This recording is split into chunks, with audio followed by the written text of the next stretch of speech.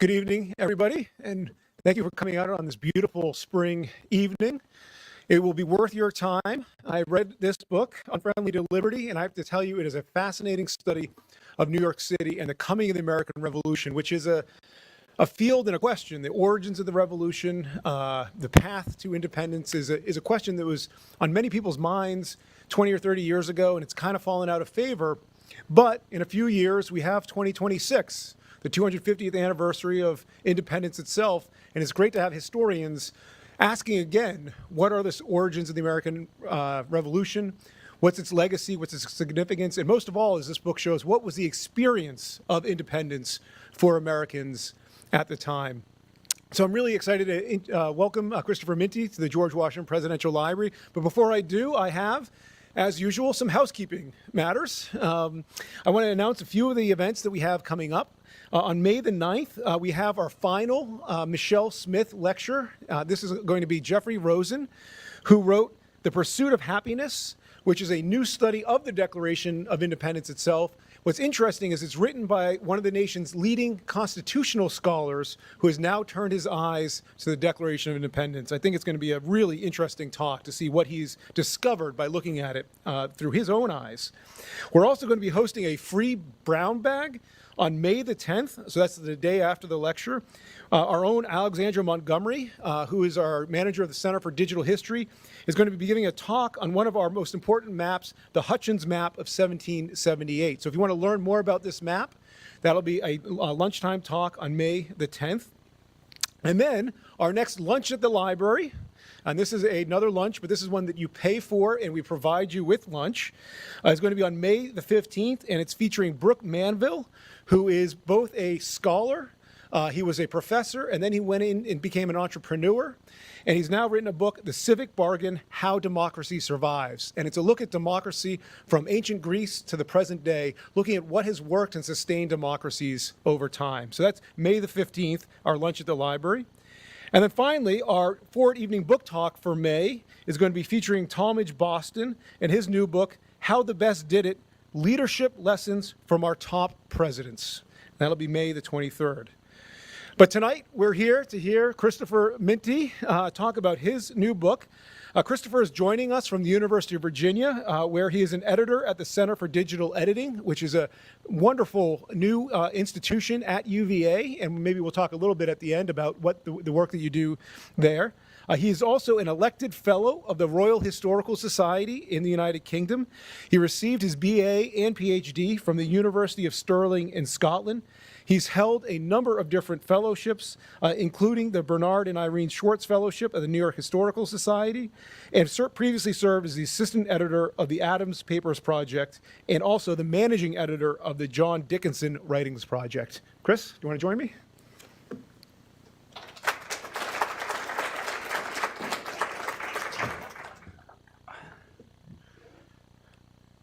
So I have a lot of questions because this book unpacked a lot of different stories that were rooted in New York City itself, but I think, as you talk about in the book itself, have larger resonances, dealing with the revolution, with loyalism, with allegiance, with legacies. And I want to get into all of that, but I want to start with something that sounds very small, but also has huge significance. At least I thought it did, and that's the election of 1768. How many people here have ever heard of the election of 1768 in New York City or New York? No. But it was really important, wasn't it? It was important. It was really important. I want to start by thanking Patrick and Stephen McLeod for inviting me here tonight. It's actually my first time at the library and my first time at Mount Vernon. Oh, wow. And Welcome. I worked for the Washington papers for a couple of years, so it feels like a rite of passage that I have to come to Mount Vernon. But to talk about the election of 1768, when I started working on this book, I started working on it in 2009. I was reading the literature on the Revolution, and what I noticed is that everything generally starts in 1765 with the Stamp Act. And then you have that neat 10-year period when you go up to 1775.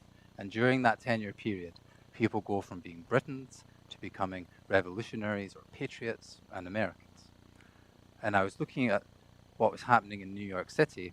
Almost everybody in New York City was against the Stamp Act. And I thought, there's nothing new here. I'm not going to tell anybody something that they don't already know. And then I fast forwarded a few years to 1768, and there was an election in New York. Now, the longest time in New York, the colony, there could be between elections was 7 years. So the last election before 68 was in 61, 7 years ago.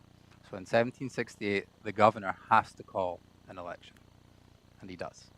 Now, between 1765 and 1768, there's a reorientation of popular politics in Manhattan. Because the book is about New York City, but what it's really about now is just Manhattan. And Manhattan is from about 42nd Street, where the New York Public Library is, down to the tip. So if you imagine if you're at Francis Tavern, downtown in the financial district, and you walk up to the New York Public Library, it's quite a walk. It's still quite a big area. But everybody's tightly packed together, just as they are now. People see each other. People don't write to each other because they bump into each other on the street. And this is the first issue that I came up against, is that I'm wanting to study the origins of the revolution in New York, but I don't have any documents. But when I'm going through the newspapers, I see that there's this election, and there's a lot of propaganda, what we would call propaganda, that's published in the press. And there's people announcing their candidacies. And this is where the first characters really come into the story, is that there's a family and faction in New York called the Delanceys, and they're led by a person called James Delancey Jr., who's on the cover of the book.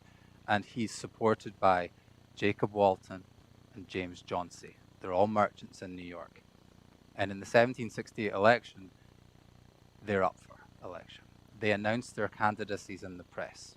And because they don't want to be seen as a faction, they announce them independently. So they print them all in the newspapers. They have these 3 little advertisements saying, I'm running for election, not because I want to, but because I feel I have to. People have told me that I have to stand for election. So I look at that and I go, what have these people done to feel like they were compelled to stand for election? So then I go back to 1765, and I find that the Delanceys, almost all of whom go on to become Loyalists, were leaders of the Sons of Liberty in New York. James Delancey Jr. was called the Oracle of the Sons of Liberty. They helped organize protests toward Parliament and secure the repeal of the Stamp Act.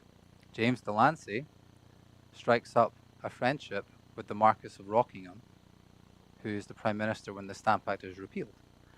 And on the 8th of November, 65, so about a week after the Stamp Act is meant to be introduced, he writes to Rockingham and he proposes the formation of an American Parliament in the colonies. And it would be almost entirely independent from the Parliament in Britain. Parliament in Britain would just regulate trade and police. And what he meant by police is that if the French come, the British Army will come help. The Royal Navy will come help. So Delancey and his supporters like James Jauncey, Jacob Walton, and others are really seen as popular political figures, sort of out of doors at this time. They're not holding elected office. So for the time between 65 and 68, people look toward the Delanceys, and in particular James Delancey, for leadership. And when it comes to 1768, they mount a concerted campaign to secure people's votes.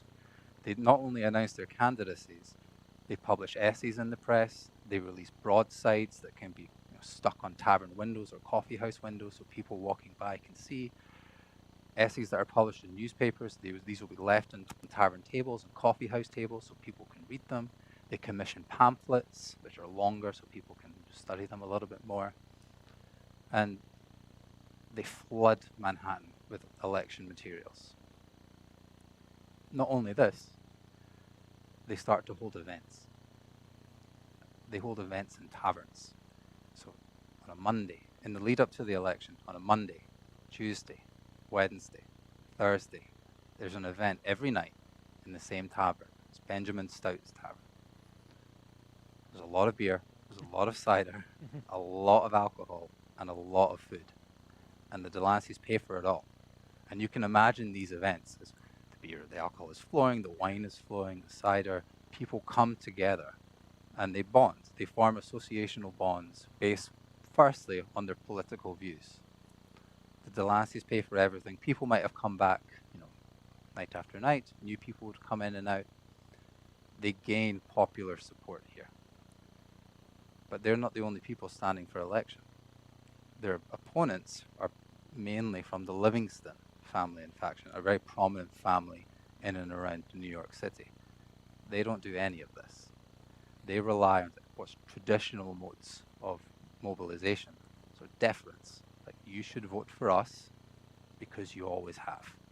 They might have sort of handwritten scraps of paper, things like that, but nothing comparable to the Delanceys.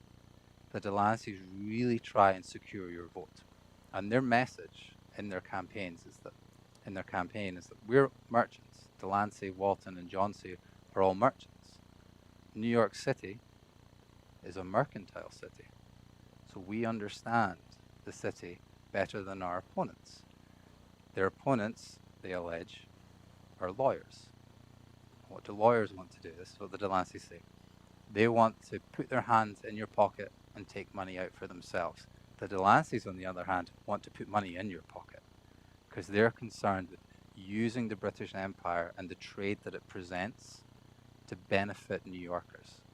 And in doing that, they think New Yorkers will become more financially secure, more financially independent, and generally just better off if they're elected.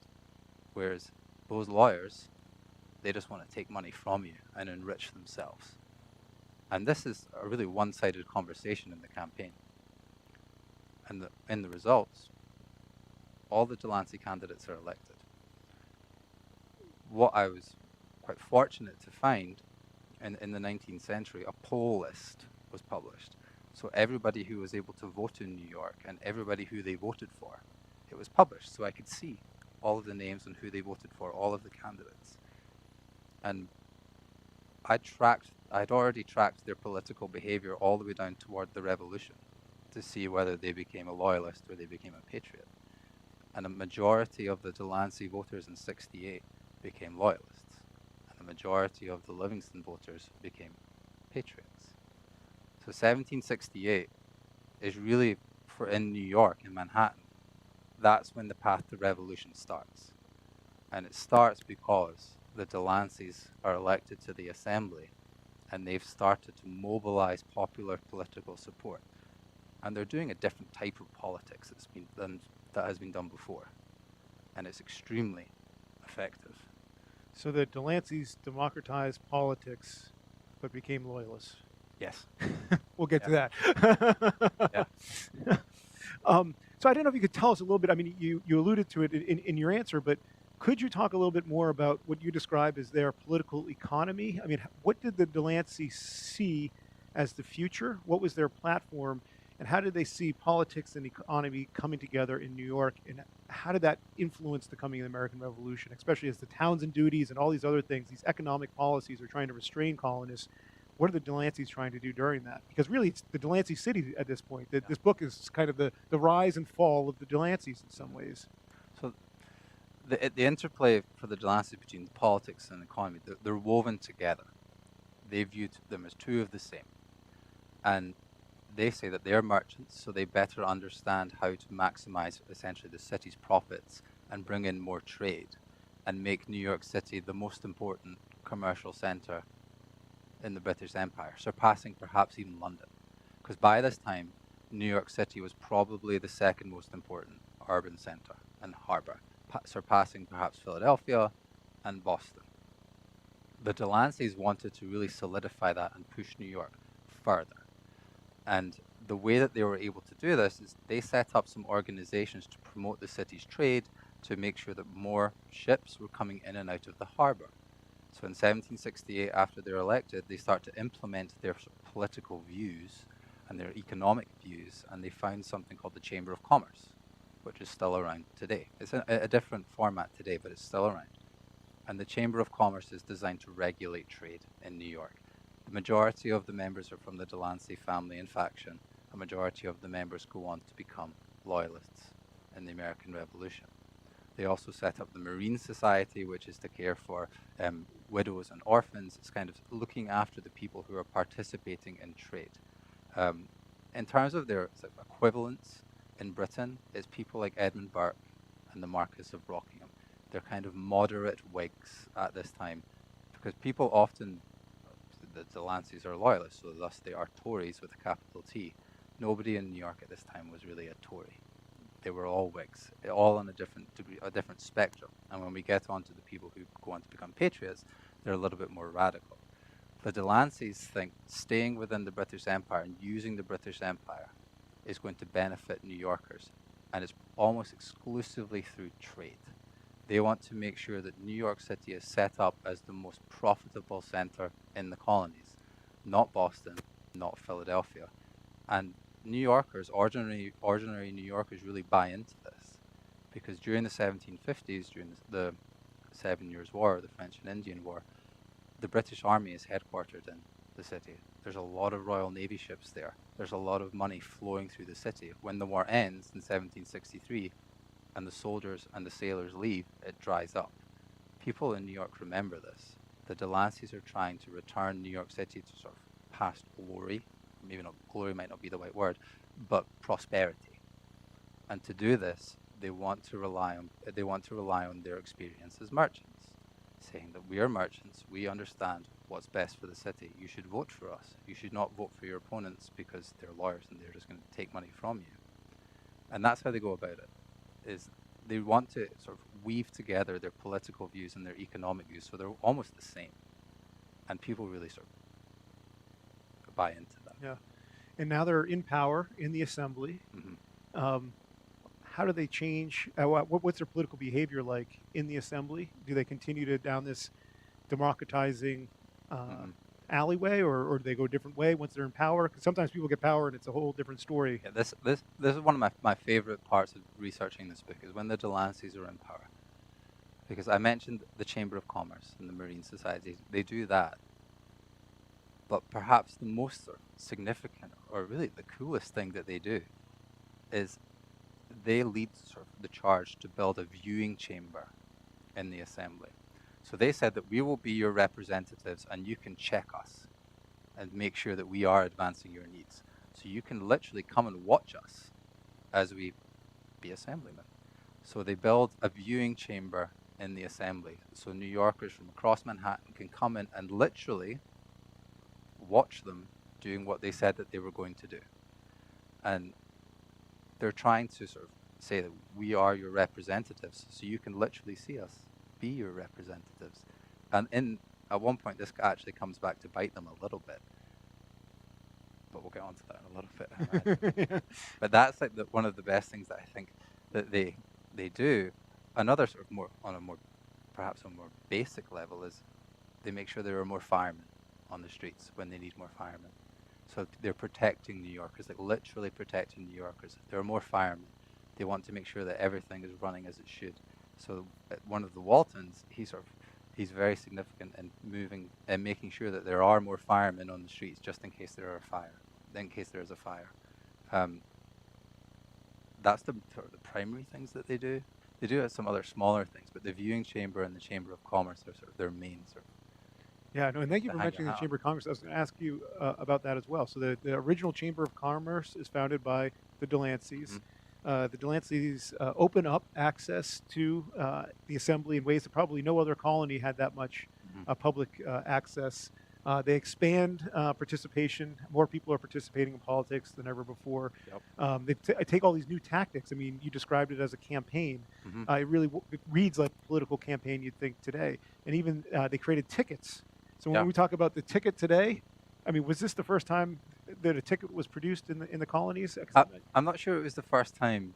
It was. But there are these there's these printed tickets where if you supported the Delancey, it's about the size of a playing card, because quite often they were printed on playing cards, and they were just designed to be handed around, and they would denigrate their opponents.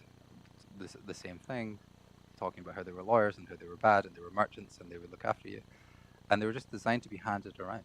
And the there's a couple of illustrations in the book from the Library Company of Philadelphia. A French a person who was traveling through the colonies collected these because he thought that they were notable. And they are notable because these are really designed to be passed around in a crowd.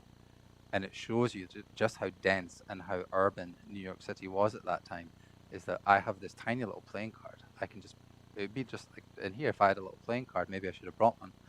We could pass it around and just see how easy it is to disseminate information.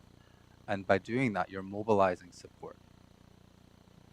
And they become loyalists. Right. They become loyalists. So, in the book, about halfway through, a Scotsman appears. Yes. Upsets the whole scenario, scene Yep. here.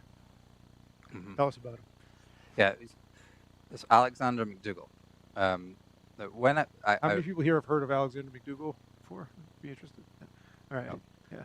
and McDougall is born in Scotland, and he's born in the Hebrides, and he moves to New York in the late 1730s with his family. He's just a boy at this time. His father was a milkman. He serves as a privateer during the French and Indian War. After this period, he serves during in the Revolutionary War for Washington. He is, I think, one of the most understudied and underappreciated figures in the whole of the Revolution. Because this book, although it is about loyalists, it's just as much a book about people who become patriots. And it's just as much a book about the origins of the Revolution as it is about the origins of loyalism. Now, McDougall, people often, he was in the Sons of Liberty, he led the charge against Parliament. I haven't found any records that he was in the Sons of Liberty in 1765. The Delanceys were. The Delanceys were, yes. He joins later, and we'll get to this, where there are competing Sons of Liberty in New York. But McDougall really emerges on the scene at the end of 1769. Now, before that time, there's another election in New York in 1760, and at the start of 1769. The Delanceys they do the same thing. They sort of rerun their campaign from a year earlier. They add one person to their ticket called John Kruger. They're all elected. No Livingstons are elected. They have control of the assembly now, and they carry on their business. They gained more support in 69 than they had in 68, and a greater percentage of people in the 69 election go on to become loyalists than in 68. At the end of 1769, they're in the assembly, and McDougall, he likes this viewing chamber, he goes every day. He writes later that he goes every day. They're talking about the Quartering Act. So what to do with British troops in New York City, because it's still the headquarters of the British Army. So there might not have been as many troops there as there were about 10 years before, but there's still a decent number of troops. The Delanceys want to issue paper currency into the city, so issue more money throughout the economy to try and stimulate it a little bit, to kind of get the economy going so that New Yorkers can have more money in their pocket. The Quartering Act is not popular. In New York, the Assembly is kind of heed and hawed about whether to adhere to it. Parliament has threatened to shut down the Assembly if they don't.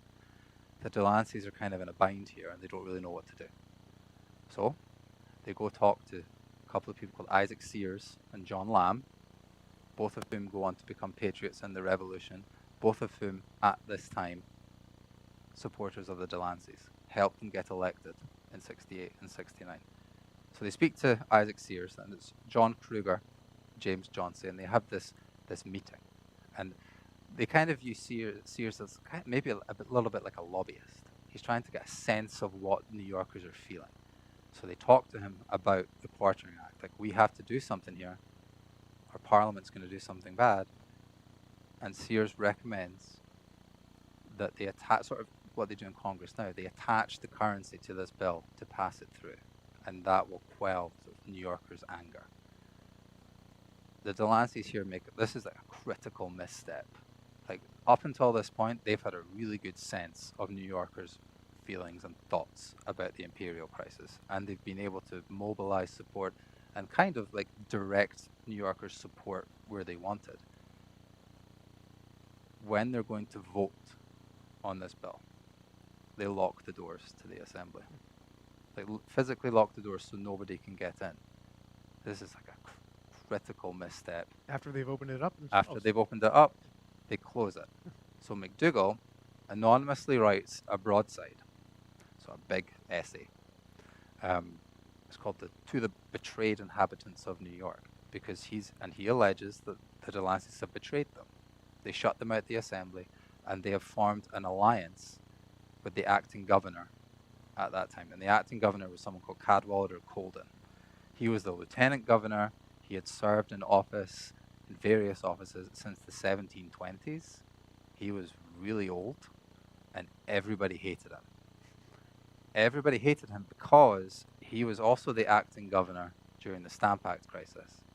And there were riots in New York. They destroyed his coach. He at one point pointed cannons on ships in the harbor towards New Yorkers. Everybody hated him. He was probably one of the only people in New York who wanted the Stamp Act enforced. So by tying the Delanceys to Colden, and Colden was also Scottish, they said that they had formed an alliance and they were working against New Yorkers.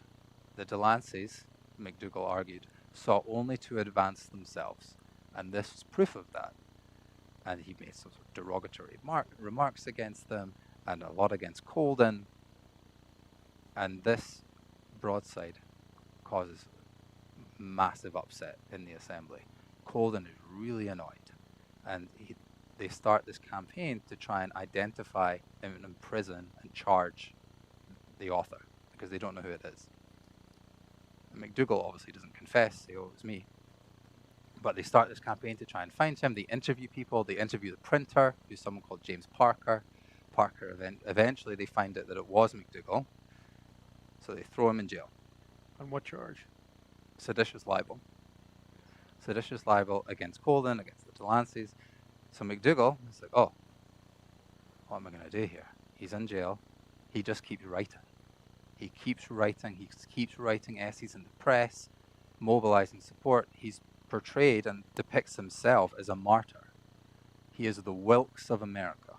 He takes advantage of sort of political feeling toward John Wilkes, who was imprisoned in Britain for authoring the 45th issue of the North Briton, in which he attacked George III and Lord Bute, who was Prime Minister. So McDougall is the Wilkes of America. So people appropriate the number 45 to McDougall. So this is something that I can never really wrap my head around. They go to his jail cell, and he could see them from outside. So they would bring 45 bottles of wine, 45 pounds of meat, like venison. 45 people would come and sing to him. 45 almost anything, right when he is there, and he would keep writing, and keep writing, and keep writing. And eventually, because James Parker dies, McDougall gets off, and he's not charged. But by being imprisoned, authoring all of these essays, he mobilizes a coherent popular opposition to the Delanceys. Now, this happens in 1770. So McDougall comes out. He's saying that I'm a Liberty boy. I'm a member of the Sons of Liberty. The Delanceys are saying the same thing. And two groups really form in New York. And those groups remain in place until the Revolution. So McDougall's camp, which now has Isaac Sears, because he's deserted the Delanceys, and John Lamb, he's deserted too. They become patriots. The Delanceys become loyalists. A printer in New York, another printer called John Holt, who had published a lot of the Delanceys' materials in 68 and 69, he's not publishing anymore. He is firmly with Alexander McDougall. So there are two groups in New York now, and they both say that they're the Sons of Liberty. And it gets kind of awkward, especially when it comes to celebrating things like the repeal of the Stamp Act, which happens in March. So in March of 1770, there's two separate events commemorating the repeal of the Stamp Act. And McDougall's supporters and McDougall are not invited. They're not welcome at the Delancey's event, and it's the same the other way around. They're not invited to McDougall's event. And it becomes pretty vicious. Like the what they say to each other and what they do to each other, and the lines in what I argue in the book and what I believe, the lines in the sand are pretty much drawn now. Like the partisanship is too fierce. There's no going back for them. Some people do, but for the majority, That's it for them. So what do you think was driving McDougall to start to kind of create this movement when he started writing the broadsides? And then when you have two different parties, they disagree on policy, they disagree on direction. What was dividing Hmm. the Delanceys and the McDougallites? Yeah, so McDougall, he really believes that there should be constant checks on liberty to make sure that the New Yorkers had their liberty. And he falls into the more radical Whig category with people like Isaac Barry in Britain and Pitt, as well as William Pitt as well. Um, in the colonies is equivalent to someone like John Adams or Samuel Adams. So when the Delancey shut them out the assembly, that is a big problem. They're sacrificing New Yorkers' liberty, so we've got to put a check on that. And then the strong response, they're going to imprison him, just makes him essentially double down. Like, oh, you've just made it worse for yourself, so we're just going to keep going. And then from his perspective, the Delancey just keep digging and digging and digging a hole for themselves, so he's just going to keep moving forward and forward and forward. And it really works. And he's a very skilled political operator, but he doesn't come on the scene until the late 1760s. Before then, it wasn't really him. And do you think that before it was the Livingstons, Mm-hmm. and they had this deferential, traditional style approach to politics and defer to leaders. Yeah. They're not actively campaigning. The Delanceys open up, the access to New Yorkers from all over. And then does McDougall seize what they've done and use it for his own ends? I think he does. Like the Livingstons, they're still around. Obviously, there's partly because there's a lot of them, and a lot of them are called Robert. But and they support McDougall. They're not as sort of as fierce supporters, I'd say, as James Johnson might be for a Delancey, but they support McDougall in their opposition to him. But the way that he mobilizes support is comparable to the way that the Delanceys mobilize support. They take advantage of the press. They hold these meetings in taverns and also in public spaces. They have people in the McDougall's camp who are really gifted orators, so they give really good speeches. And one of them is someone called John Moran Scott. John Moran Scott just happened to be one of the lawyers in 1768 who the Delanceys poked fun at. So he becomes a fierce supporter of Alexander McDougall, and he's a very good speaker, and he's able to mobilize support. So although McDougall is at the top, he has people sort of underneath him who bring people to their cause, really, and it's extremely effective. So in the 1770s, there's these two different camps, the McDougalls and the Delanceys, Mhm. both of whom celebrate the repeal of the Stamp Act, Mhm. both of whom proclaim liberty, both of whom are largely opposed to all of these taxes that are being raised, both of whom, stand up for protecting colonial rights. Yep. What changes? The deadlock? It really changes. It starts really in 1774. Like between 1770 and 74, you have the Tea Act in 73. They're both united in the sense that they oppose the Tea Act. They oppose the coercive acts as well. But when it comes down to it, the method, how they oppose these pieces of legislation, start to really differ.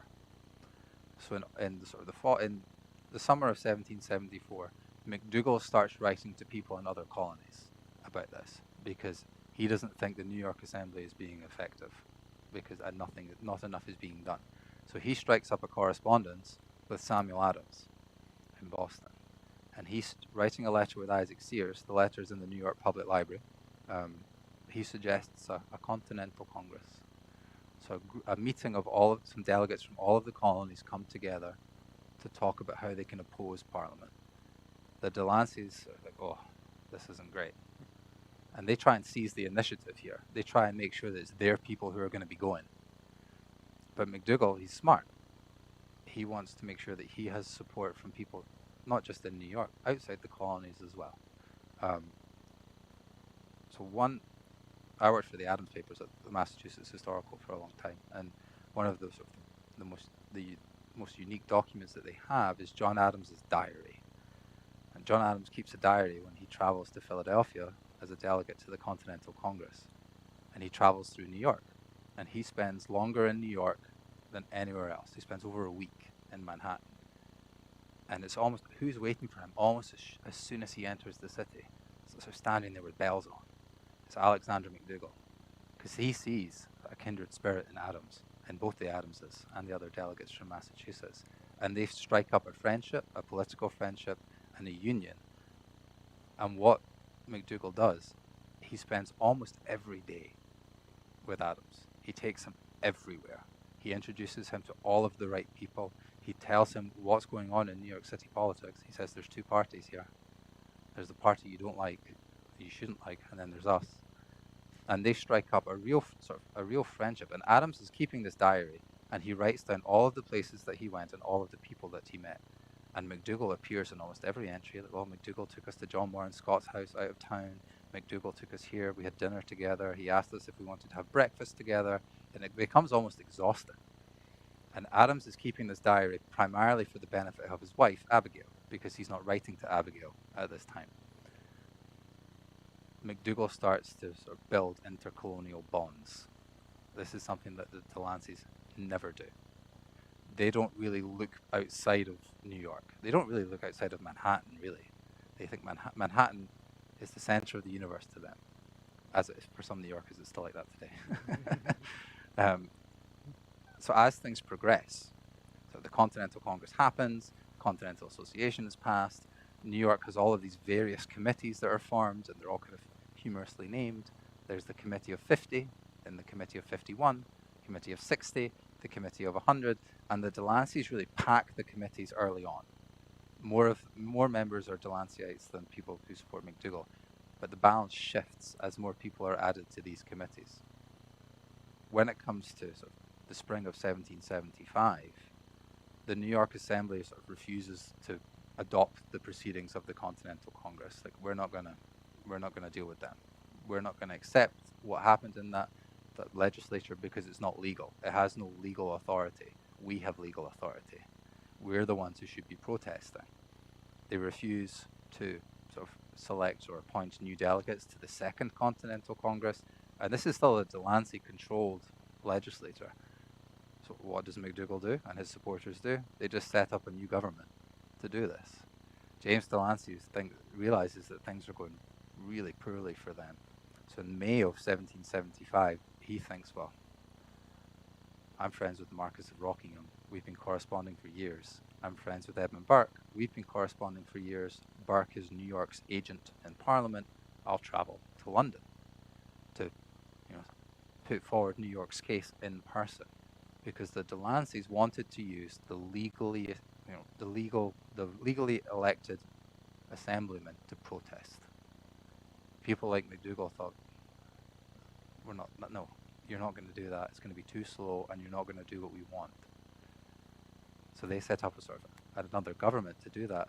Delancey leaves, and he never comes back, because by the time he leaves, not long it's Lexington and Concord, and then things really go from bad to worse for them. And you covered all the committees, because I wanted to ask you about those too. The one that you didn't mention, though, is one that I found particularly interesting, was the Committee of Mechanics.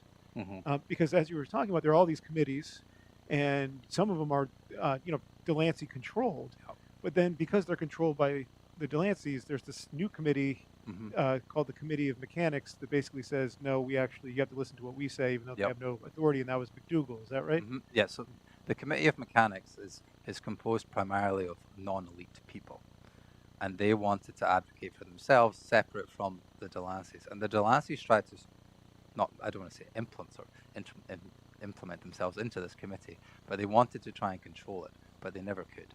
And there's a New Yorker called Daniel Dunscombe who's on the committee, a fierce supporter of Alexander McDougall.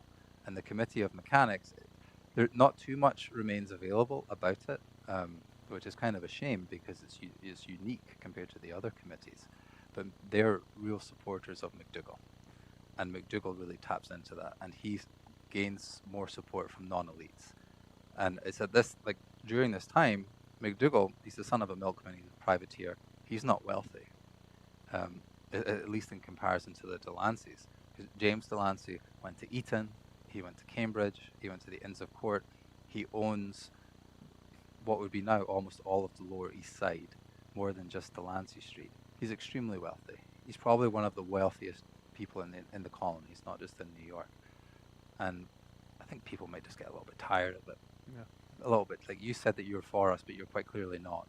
And that's why they drift toward McDougall, and they drift toward people like Dunscombe, who may not have supported all of what McDougall wanted, but he's going to send people toward Alexander McDougall. So there are a couple other questions I want to ask before turning it over to the audience. One has to do with some events in New York that really had as much significance for that city as, say, the Boston Massacre or the Tea Party for Boston. It's Montaigne's Tavern, of which there's a clash there, and then something called the Battle of Golden Hill. Could you tell us about those? Yeah. Both of which I think preceded events in Boston.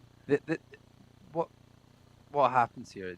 This is just an indication of why people drift toward Alexander McDougall and away from the Delanceys. So Montaigne's Tavern was a popular tavern in the city, and it was not far from a Liberty Pole. A Liberty Pole was erected in New York after the Stamp Act. And I was talking about British soldiers earlier on. British soldiers, when they were off duty, quite enjoyed a drink. And one particular regiment was determined to cut down this pole. So they kept trying to cut down the pole. Sometimes they failed, they wouldn't quite do it, but they eventually did it, and the New Yorkers would just put up another one. And one of the times when they cut it down into little pieces, and they dumped it all out in front of Montaigne's Tavern. And people are obviously in this tavern, and they're enjoying their drink as well. So they come out, and there's this little scuffle between them. There's glasses, there's tables getting thrown over. And this just builds New Yorkers' resentment against British troops. So McDougall, he knows this, he just takes advantage of this. And the Battle of Golden Hill sort of feeds into this, because the regiment that's involved, they don't really apologize or get told to apologize. They just kind of double down and say, well, we're the British Army, we're in charge here. And it leads to a conflict, the Battle of Golden Hill, which is before the Boston Massacre, which is kind of, it's not as, I don't want to say coordinated as the Boston Massacre, but it's kind of like a melee where people are just kind of scuffling, there's blades flying everywhere, and eventually the mayor of New York has to come and break it up. So it's kind of like a brawl in the street a little bit, involving British troops. And the mayor of New York is a Delancey figure. He's called Whitehead Hicks. He has a great name. And he finds it just difficult to break it up. And the Delancey's like, what is happening here? This situation is just compounding the entire situation in New York for them, and mobilizing support for McDougall and taking support away from them. But that's completely out of their control. But people see what happened earlier with the Quartering Act in '69, and they just kind of drift away from them. Yes, and you've talked a lot about sources, and a section of your book actually really delves into some sources you found, and you're able to find patterns in them, and that's the account books of like the Banker family and Rhinelander and stuff. Really fascinating detective work. I don't know if you could share with us, what you did, because it really is innovative. So to explain this, I have to sort of go right to the end, or right to the start of how I started researching for this book. The first thing I did, I wanted to find as many loyalists as I could in New York. So I started at the end, and I found oaths of allegiance and petitions and declarations in which New Yorkers either sort of, I'm loyal to George III, or we support the New York Assembly, we are against congresses and committees, and people just affixed their names. I kept seeing the same names over and over again. Like someone called Frederick Rhinelander signed every loyalist document I was able to find. He took the oath of allegiance. He signed what some historians call the Declaration of Dependence, which is at the New York Historical Society. And he is sort of name-checked in the papers of George Washington as being a notorious loyalist. And so I'm seeing this, I'm like, okay. When I go to the New York Historical Society to do research, they have the Rhinelander family papers there. So I start going through these papers, and Rhinelander was a merchant, or he had a store in the city, and I was going through it, and he records people who came in and bought things. And I was like, okay. So I just take pictures of all of these. These might be useful later. I'm not sure how, it's just names. And I do this for a couple of other people, someone called Evert Banker Jr. and someone called Charles Nickel. And I'm taking pictures, and I'm thinking these might be useful because these people are loyalists, so you never know. And I'm trying to find out as much information about these people as possible. So where they were born, when they died, and if they have probate records available. So I'm up in Albany in New York at the State Archives looking at probate records, and I'm just sort of flicking through, and it's kind of mind-numbing going through them all because they all kind of follow the same format. And then the interesting part comes to their names. The names at the bottom. Who was a witness? Who was an executor? And I started seeing patterns. Like the same people's names were popping up again and again and again. Like Rhinelander and Nickel were popping up together. I'm like, huh. So I'll scan that document as well. So I just keep going through it and noticing patterns of these people are friends with each other. And not only that, some of these people intermarried, and their relationship started around 1768 with the Delancey's election, because that's when they might have met. And then I start going through them. I'm like, okay. And then I'm doing research at the National Archives at Kew, just outside London. And I'm going through a box of Loyalist documents. They're from someone called John Vardham, who's a Loyalist minister. And he submitted everything in this box to Parliament after the Revolution to get compensation. And I'm reading this, and they're not in great condition because it's as if the manuscripts were just shoved in. And I'm reading this letter, and he's talking about Rhinelander. He calls him a land jobber, and then a land connoisseur. And then he's writing about someone called William Late as well. And I'm like, these people all know each other. And then I find a list of members in something called the Amicable Society. It's just a little political group. They're all friends with each other. It's the same people. It's Rhinelander, it's Charles Nicholas, Evert Banker Jr., someone called Joseph Alacoque. They all know each other. And then I find what was kind of the best source that I found in that box was a letter involving from Frederick Rhinelander to John Bardell talking about getting their little political group back together. And this is in the spring of 1775. He's like, we have to enlarge the political club. And he's talking about people like William Lake coming together. So I thought, wait, I have these sources from when I was at the New York Historical Society. And I go back, and I see the same names again, and they come in with greater regularity as their relationships deepen and sort of the imperial crisis goes on, and their ties strengthened. So more people came into Rhinelander's network as sort of the imperial crisis went on, and the people coming into his network became loyalists. And I'm like, huh. And this was just from me taking pictures of things and then noticing this. It was just because I was noticing the same names, and it was Banker. Just the name Banker stuck out to me, and Nickel as well. And then they started mentioning each other in letters, serving as executors and as witnesses in other parts of other documents. They bought ships together. They bought land together. I'm like, this is something else. And it doesn't, not too much of it makes it into the book, but because it's kind of hard to explain. But these people came together through their political association with the Delanceys, and they became friends with each other. They started to see each other outside of the tavern or the tavern events in 68 and 69. They made investments together. They intermarried. They stayed in New York after the Revolution. And it was one of the most sort of interesting things that I found. But it was hiding there in plain sight. But I just had to see a lot of paper to make it make sense. No, it's a testament to the work that historians do, Yeah. and the importance of archives. So my last question before we open it up is it's kind of a big one. Why does it matter? That is a big one. It's a good question. What I think the book does is that it shows that nobody was predestined to become a loyalist or a patriot in 65, 68, 69. People who became loyalists, they weren't always the bad guys. They, in fact, helped reorient popular politics in New York. And what the Delanceys did in the 1760s and 1770s is contribute to the origins of American political practice. Because what they did then was implemented in the early 1770s by McDougall, who goes on to become a patriot, and continues in the 1780s and 90s.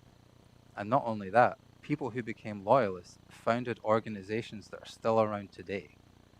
They had made important contributions to Manhattan, at least. It also shows it gives a different explanation of the coming of the revolution. That it wasn't just ideology, because they had many of the same views about everything. Partisanship played a big part in it. That's how McDougall really comes on the scene. And it's how some people, some supporters of the Delanceys, they're so stubborn and they're so committed to their sort of political group that they become loyalists because they want to get one over. They want to, what Frederick Rhinelander, what he says is counteract what they're doing. And that's why I think it's important.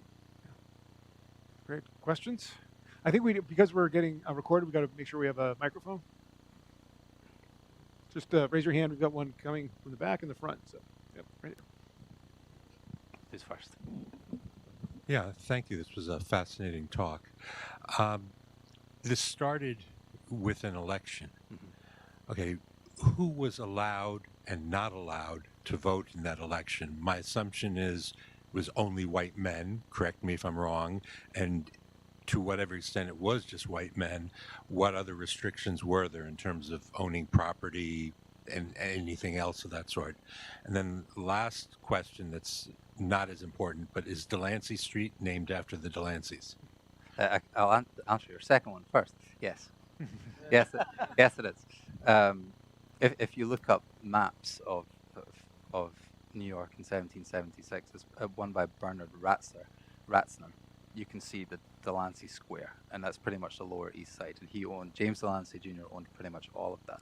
In terms of who could vote, New York, in comparison to other urban centers, had a pretty big electorate, but it was only white males who could vote. You could either be a freeholder or a freeman. So you had to own property of up to 40 pounds, or essentially pay to be able to vote. You were able to vote 4 times, vote for 4 people. And the way that voting was done was out in the open air. So if you were holding an election here, maybe Pat and I are the 2 candidates, we would call on who you'd vote for, and you would have to say who you would vote for. So there was also a degree, what I didn't really get into, a degree of, not intimidation, but if you see that everybody's voting for the same people, you might, I'll vote for them as well. I'll just keep it. Okay. And the Delanceys also employed people to kind of vote, vote the right way. Come to the tavern after. I'll buy you a pint. What happened to Delancey and his fortune after he went back to England? Yeah, that's a good question. Because he owned so much, but he never came back, Mm-hmm. and his side didn't win. His side did not win. So he goes to Britain to try and make New York's case in Parliament, and he wants to come back, but he never can. All of his property is confiscated and taken and sold off. So what is then New York State takes all of his property, and he's not alone. It's not just him. Other loyalists have their property confiscated. Other prominent people. So, for example, Frederick Phillips, he lives in Westchester, what is now Yonkers. All of his land is confiscated as well, and sold off. So some of the tenants who lived in Delancey properties ended up buying where they used to live. So he has all of his stuff confiscated, and he eventually settles in England and sets up quite a nice life there, because he still corresponds with people back in New York, and he doesn't become sort of destitute. He still maintains a degree of wealth because of his family. His uncle Oliver, he's known as a bit of a bruiser. He sets up a loyalist regiment and commands this regiment, and some of the Delancey supporters, this is something that I haven't explored fully, but I would really like to. Some of the Delancey supporters in the 1760s and 70s enlist. So they literally fight for a Delancey. It's just another one. But because they lose, he also moves to England. So many people with the surname Delancey end up moving primarily to England. Some people move to the Maritimes as well. People like Frederick Rhinelander, who was a prominent Delancey supporter, he actually stays. And quite a lot, there are other people like him who stay in New York. And Rhinelander was tagged by Washington as being a notorious Tory. He eventually, people seem to forget that he was a loyalist, and he goes on to become pretty wealthy and socializing with the Astor family in the 1800s. So when he dies in the 1800s, there's no mention of that he was a loyalist in 1776. It's like he's this great New Yorker. Look at everything that he did, and it's very sad that he passed away. And what's also interesting is that the Rhinelander family are still around in New York. and they're Rhinelanders up in Massachusetts as well. And I've met some of them. And when I said, "Oh, I've been doing research on your family," and they go, "Oh, have you? They were patriots in the Revolution." And I'm, "Oh, are they?" But it's interesting to me to see how like family tradition evolves, changes over time. So I was talking to this person when I was at the Massachusetts Historical Society, and it was very interesting hearing like her take on her family history. And I was explaining to her what I had found about Frederick and his brothers and his father, but it had changed. But he adopted to life in New York, partly maybe because of the Delancey political methods that were implemented, and people just kind of, I think they just moved on. Well, this question follows on his. I was thinking about it probably before you, but my question is, how much did land ownership, because some of it got cemented in pretty early, how much was being able to get access to land influence people becoming patriots, sons of liberty, not part of the old order but the new order? I haven't found too much that it could be like make an argument either way.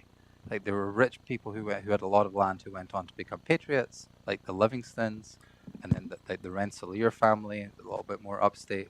But then you have someone like Frederick Phillips and the Delancey family who own a lot of Manhattan and Westchester, and they become loyalists. I don't think you could say anything either way, but I do think that it's something that would merit from more research, really. Like, because I would say that the manorial families, like the Livingstons, the Phillips, and the Rensselaers, are probably outliers, because they have huge amounts of land.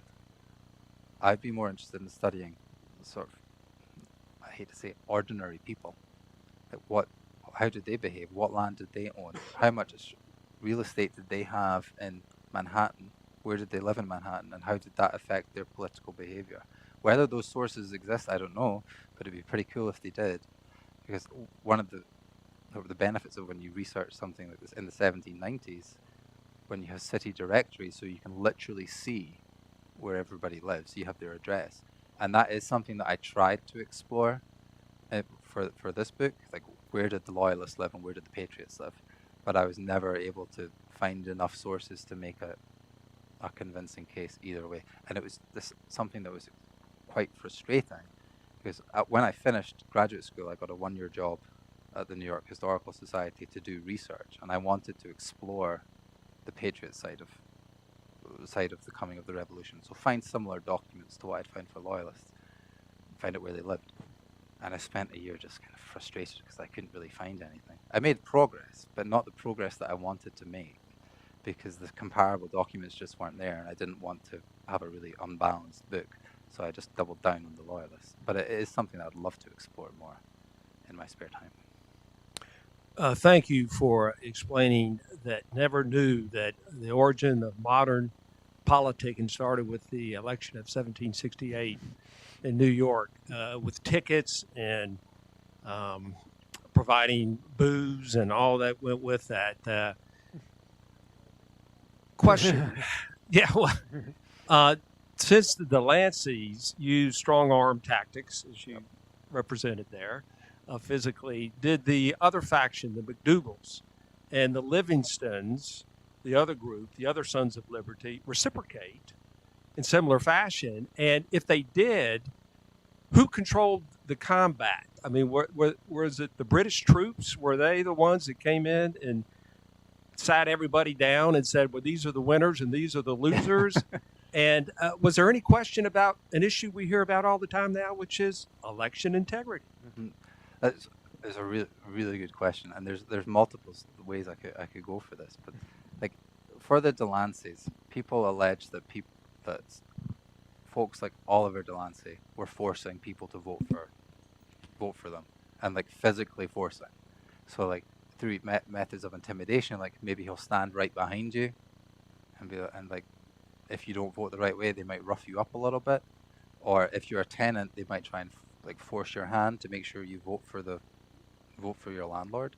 I haven't found anything comparable for the Livingstons or McDougall during the 1760s or 70s. But once it gets to 1775, when the McDougalls really have control of the city and they've created other like alternative political organs, they make sure that everybody falls in line. They're extremely physical. If you're a newspaper printer and you're publishing things they don't like, they'll literally destroy your printing press. And they did that with a printer called James Rivington. Isaac Sears and his motley crew destroyed his printing press because he was publishing pamphlets and essays that were against what they believed.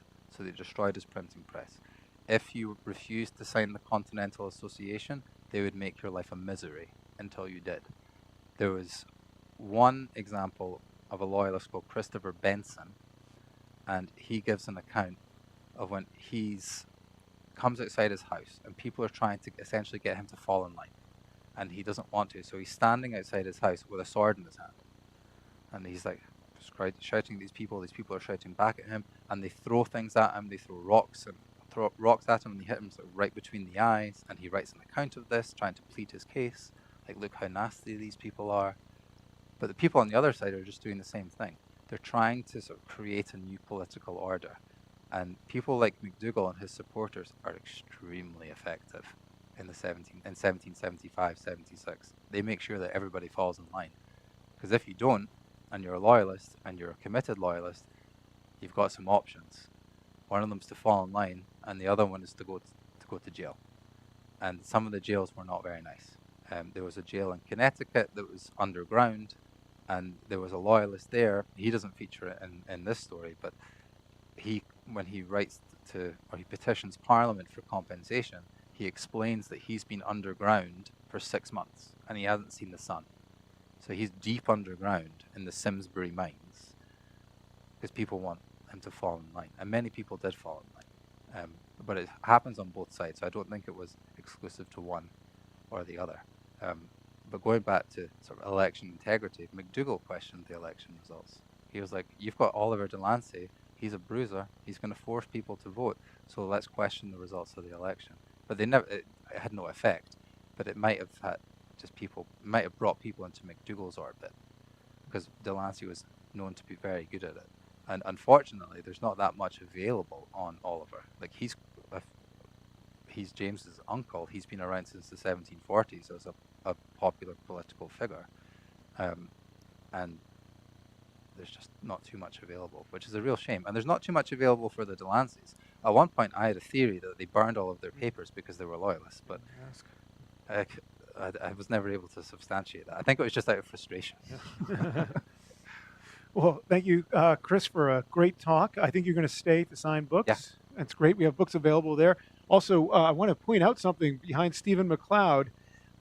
That is a map. It's a facsimile, but that's the original size of a manuscript map of New York City during the American Revolution when it was occupied by the British. If you have a chance to take a peek at it, it is spectacular. It's probably one of our greatest maps here at the Presidential Library. It's gifted to us by Richard H. Brown.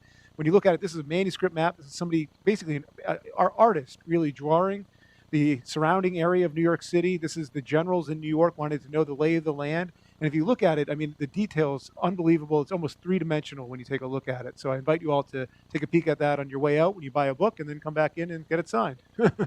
So thank you, Chris. Thank you.